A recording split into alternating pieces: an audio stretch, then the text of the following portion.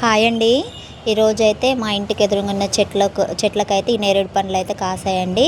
ఈరోజైతే వీటినైతే మేము కోసామండి. ఇవి అసలు చాలా అంటే చాలా ఫ్రెష్గా ఉన్నాయి. ఇంకొక ఏంటంటే ఇందులో మందు వేయని కాయలు అన్నమాట, న్యాచురల్గా పెరిగాయి. ఫ్రూట్స్ అయితే చాలా అంటే చాలా బాగున్నాయండి. చూస్తుంటే మీకు కూడా అర్థమవుతుంది కదా.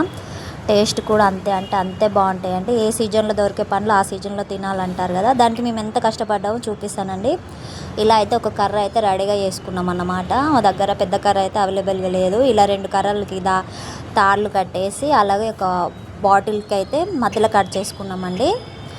ఇలా చెట్టుకైతే ఇలా ఒక్కొక్కటి 2 అని ఇట్లా తెంపుకుంటూ వెళ్ళిపోయామన్నట్టు కోసుకుంటూ.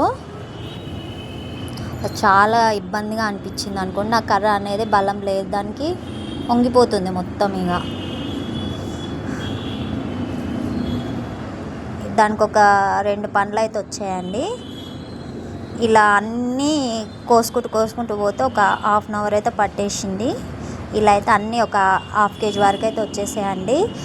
చాలా అంటే చాలా చక్కగా ఉన్నాయి. చూడ్డానికి కూడా ఎంత బాగున్నాయండి. పిల్లలకి కడుపులో నులి పురుగులు ఉంటాయి కదండి, ఈ పండ్లు పెట్టినట్టయితే ఆ నులి పురుగులు అయితే చనిపోతాయండి. పెద్దలకైనా చిన్నలకైనా ఎవరికైనా హెల్త్కి చాలా మంచిదండి. మా పిల్లలకైతే ఇచ్చేసామండి టేస్ట్ చూద్దామని. ఇట్లా నోట్లో పెట్టుకోగానే ఒక రకంగా అనిపించింది, కానీ బాగుందండి. టేస్ట్ అయితే చాలా అంటే చాలా బాగుంది. మీరు కూడా ఏ సీజన్లో వచ్చే ఫ్రూట్స్ ఆ సీజన్లో తినండి, హెల్త్కి చాలా మంచిది. థ్యాంక్ యూ ఫర్ వాచింగ్ అండి. బాయ్.